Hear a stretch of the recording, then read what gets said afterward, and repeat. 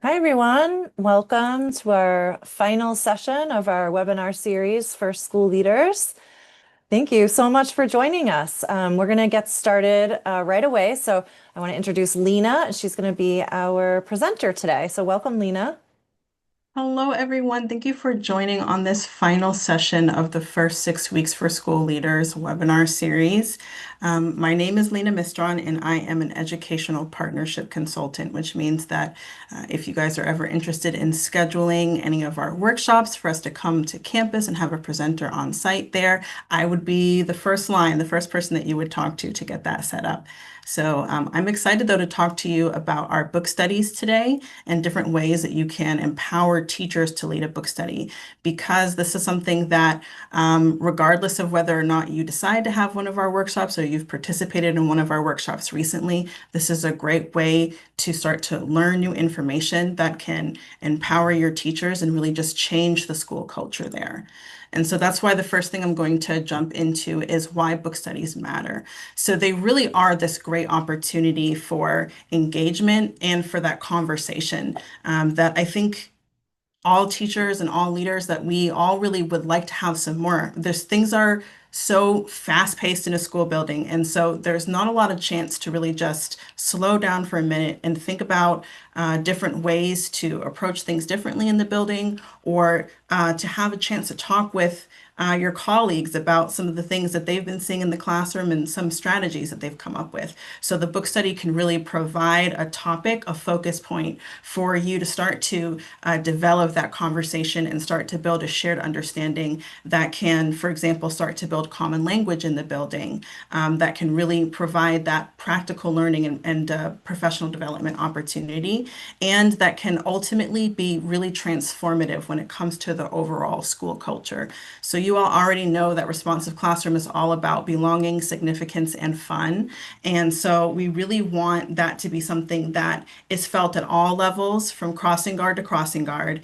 And we want students to feel empowered and for teachers to feel empowered as well. And so as school leaders, that's such a challenge to really be able to foster that all the way throughout the building, and to not get too overwhelmed when it comes to book studies, right? So some of the things that you can often hear when it comes to book studies is, I don't know why we chose this book, or I was the only one who read the chapter, it dragged on for too long, or they're not really sure what they got out of it. That's the big one for me, is wanting the book study to be something that teachers know for sure why they're going into it. So I'm curious if you could drop in the chat, what are some of the things that you have been hearing when it comes to book studies? I didn't have time to read the assigned pages. Or where do we find the time? Where are we supposed to find the time to meet or to organize it? I think time seems like an important theme here. Oh, and either doing it in the summer or during the school year, pros and cons to both of those. Yeah, for sure. Yes, I'm curious about whether or not it's felt like it was too short or too long. I mentioned the dragging on too long, especially if it goes on throughout the entire year, but I'm wondering whether or not it's also felt too short for some teachers or for some staff. But we're definitely going to get into what makes a strong book study. And so a huge part of that is making it manageable. So we want it to be relevant, manageable, and equitable. But that manageable part really gets into what we're talking about when it comes to time. So is this something that, for example, is going to be something that we can do within 9 weeks? I think that's the most ideal time frame, would be like about a semester or something like that. So I'm going to say that right off the bat. But also, it can really just depend on that conversation that you have with the folks in your school to see what is going to be the best setup.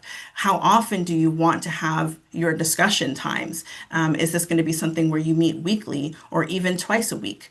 Those are some things to take into consideration, those time constraints. But the number one thing that I would say is to definitely not let it go on for too long, but also have this be something where when you have that relevant material, and you can see that this is the type of reading that allows you to have some really actionable steps, that can also help it to be manageable, because the amount of reading that you're doing is something that's not too overwhelming. We don't want to have them do too many chapters at once, and we want that reading to be something that's approachable.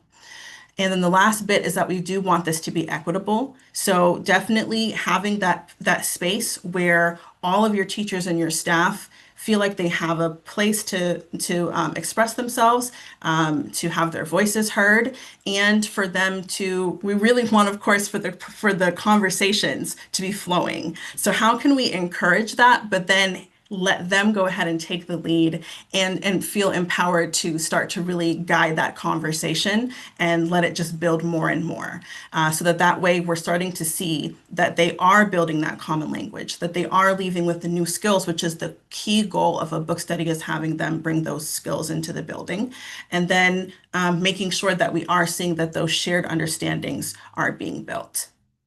So basically, what that boils down to is that voice and choice are key. That's the number one way that we want to empower them, is by thinking about what is it that they want to see out of a book study, and how can we make sure that we're on the same page with them when it comes to the planning part of the book, of selecting a book to study. So also throughout the book study, how can we encourage them to feel as though they are really like being able to absorb this information and reflect on it? So, for example, you may have heard with responsive classroom about academic choice. So, this is something that we encourage teachers to do, which really boils down to plan, work, and reflect. And having teachers show students, hey, here are some choices. Choose an option, and then let's talk about how you can plan how you'll do it. So you'll have the students start to plan how they're going to work through this particular option that they chose, so that they can meet their learning goals. So that then they're going to work towards those goals and then reflect on the choices that they made, or how did it change the way that they thought about the topic that they were working on. What did they learn about what helps them to learn, and what went well and what didn't.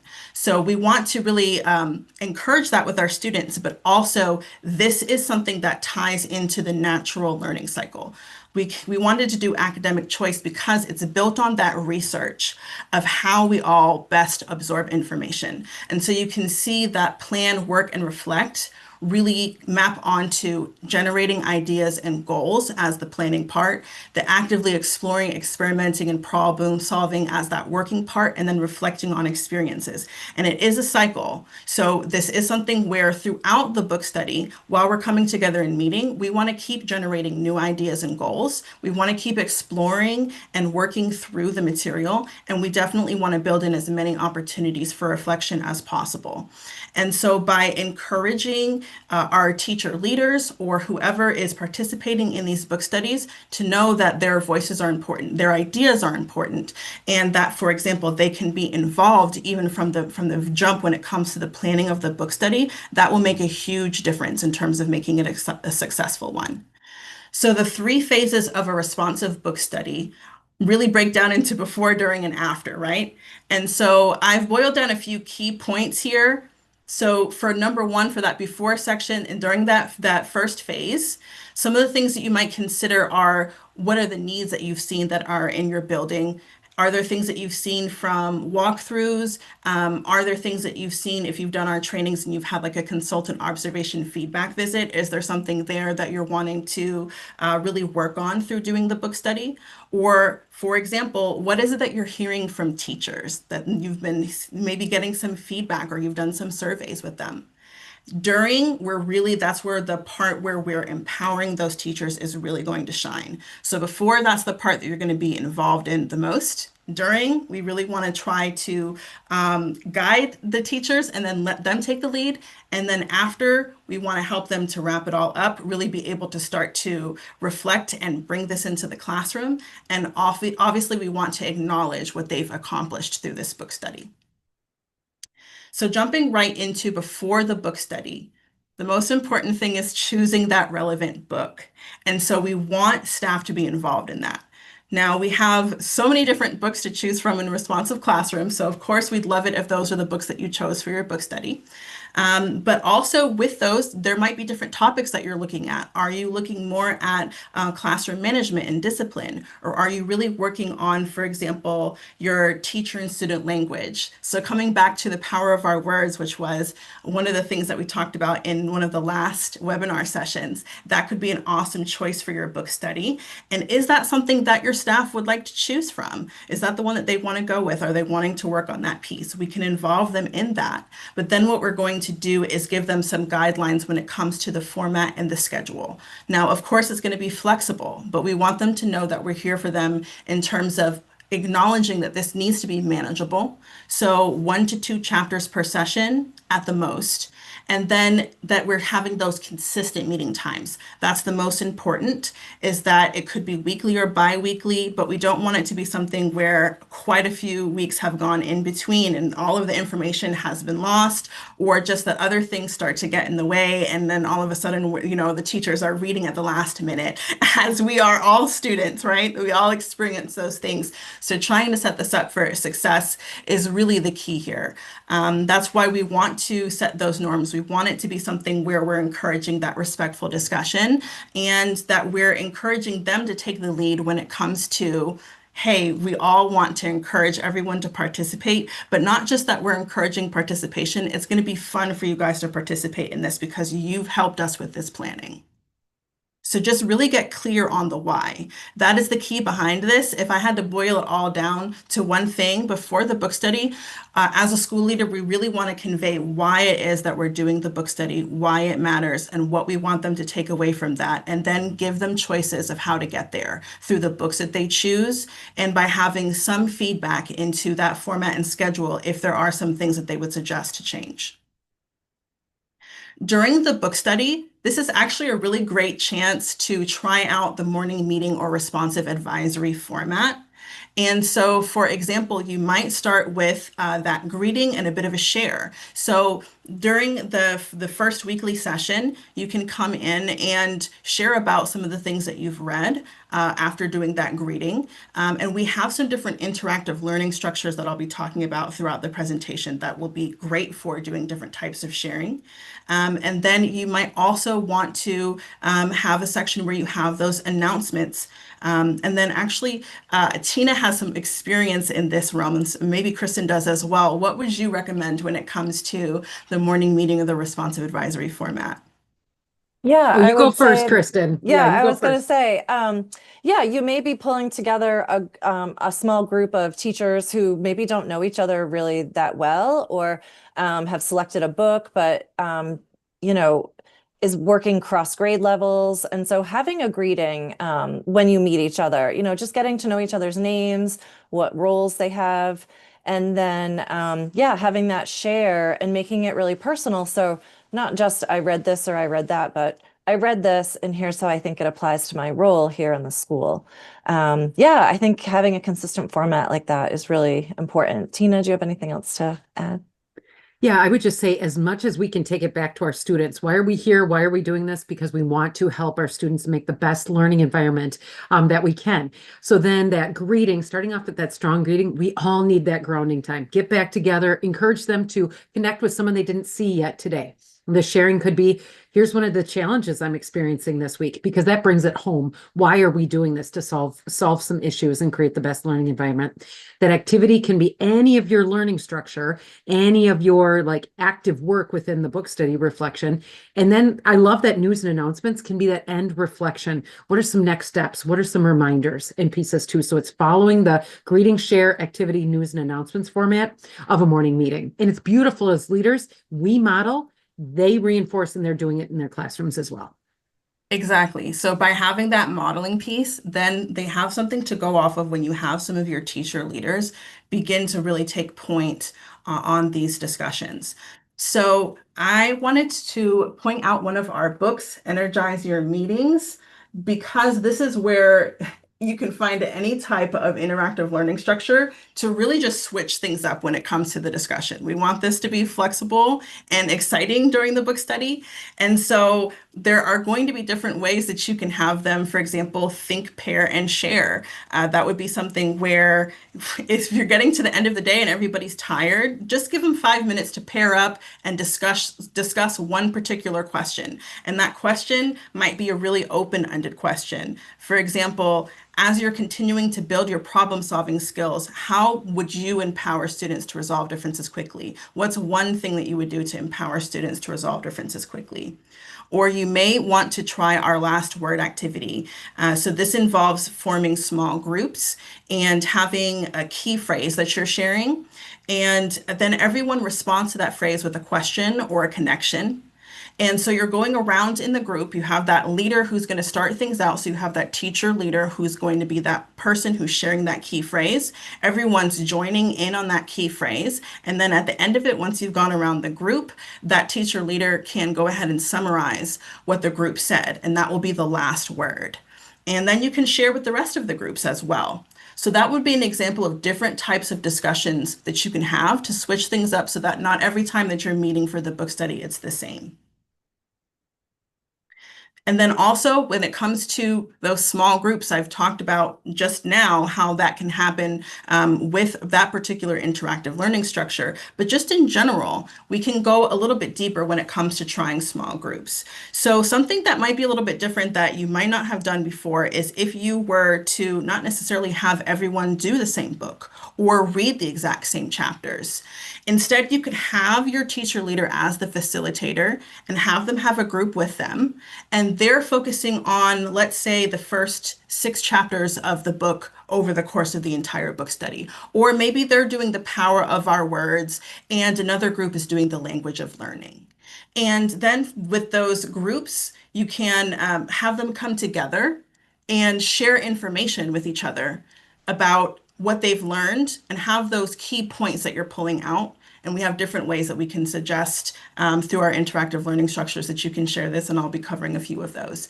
But Jigsaw is actually an example of when you have those groups come together and share the different information that they've learned that they've become experts on. After the book study is where the hard work is happening of reflecting, applying, and sharing. And I think of reflecting, applying, and sharing when it comes to the natural learning cycle, since I've talked about how it is a cycle that's happening throughout. Really, we want them to have chances to reflect and apply right after, let's say, discussion week 1, discussion week 2, right? So are there chances for them to, for example, have just an action step, something that they pulled from that first chapter that they read that they can try out in the classroom the next day? That's great to have throughout, but also we want to have that summary at the end where we've pulled together everything that we've learned.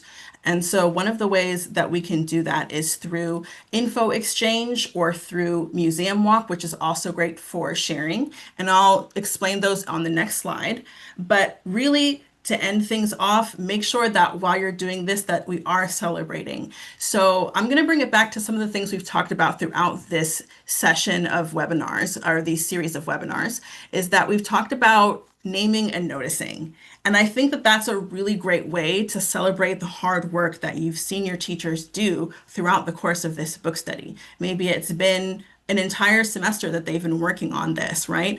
And what are some of the things that you've noticed about how you've seen teachers begin to use this in their classrooms, or that they've had some really thoughtful questions or thoughtful points that they've brought up during those discussions. And those are things that you can say, I saw this, I heard this, I noticed this, and really share those things, or even have those be things that you might have on a board or a post-it or on a Padlet or something where you can celebrate those things and also have it be a way that you are on your own as a leader pulling in a reflection, a sort of a collective reflection piece. It can both be an opportunity to name and notice and also to have these key things that you've seen with each particular teacher that ties back to what they've been studying this entire time. So other ways that you can share would include that info exchange, which is one of my favorites. Basically, especially when it comes to the fact that sometimes you're just, as anyone, and when it comes to any type of reading, sometimes you just don't read everything or you didn't read that deeply, right? So at the very least, if you did see something that's a really great quote, you can pull out that quote And then you can basically have a swap meet. So you write out the quote on an index card or something like that, and then you'll share it with a partner. And then you'll both discuss that. And then you can keep going and start going to other partners. And that very last card that you pull, something that's really cool that you can do with Info Exchange is on the back of that index card, flip it over and write something about that quote that you can see how you would take that into the classroom. This is the action step that you would take.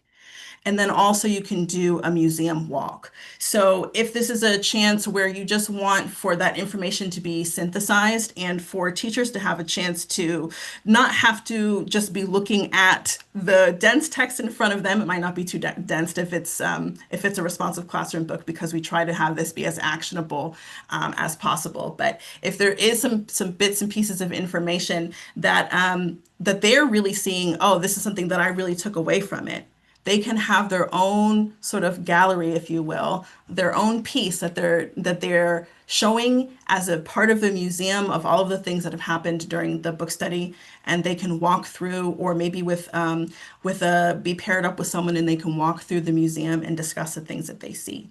So those are some ways that you can share and give opportunities for collaborative reflection as well.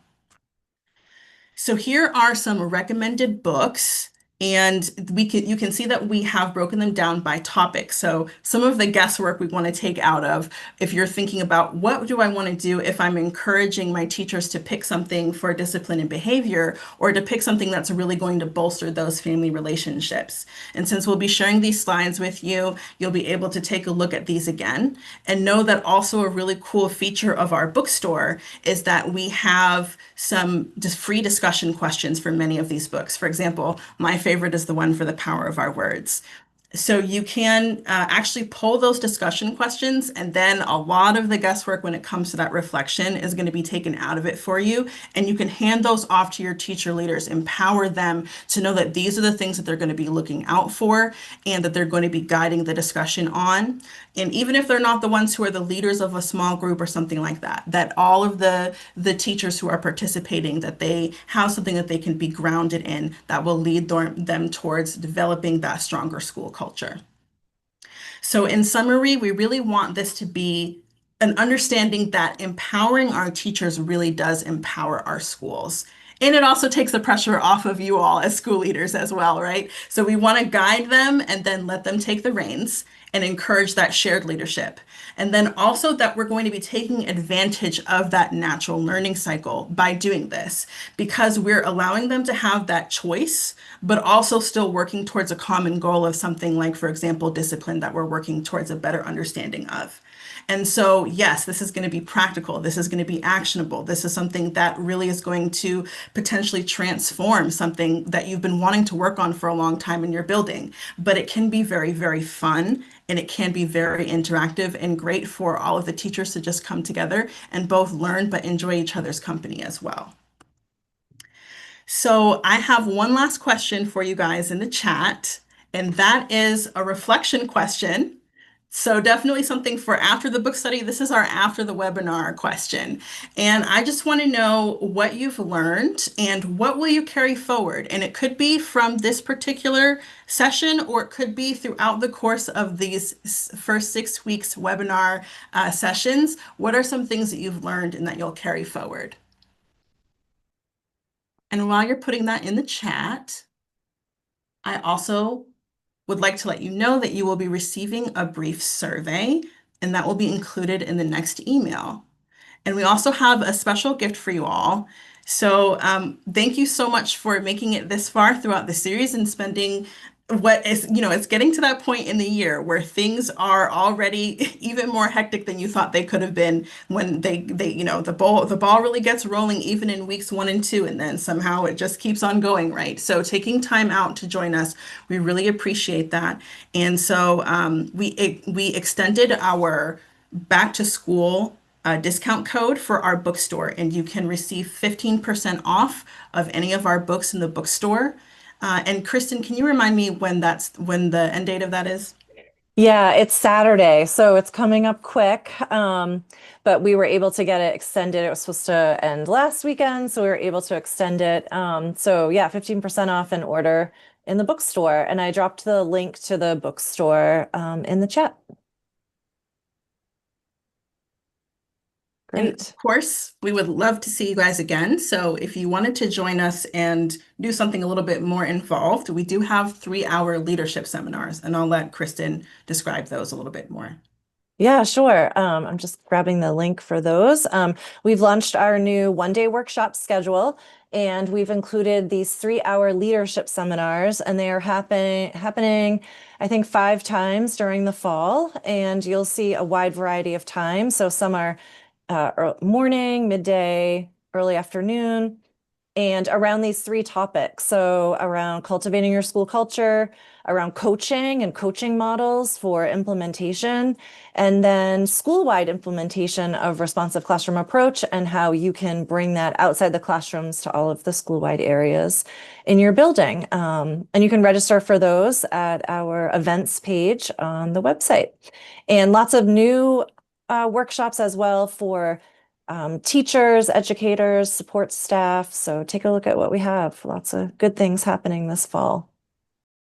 And my last bit to just share with you all, I didn't have a chance to include this in the slide, but it's an idea that Tina and I had been bouncing around, is when it comes to book studies, can we make this a little bit more, not just books, but more multimedia focused? And so we do have more webinar recordings on our website. That would be one place that I would recommend where you can have a lot of that information synthesized throughout all of our recordings and have that be a different way to engage that doesn't just involve that one thing of reading the pages. And it looks like Tina wants to add something about that.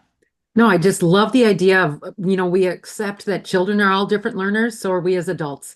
And we live in the TikTok era. So how can we keep it short and sweet? How can we say, oh, yep, if you want to do videos or you want to review the webinar and I'll do the book, how can we come together on one focus, one solution, but utilize all of our different strengths and talents and learn in the way that works best for us? Great ideas. Thank you so much.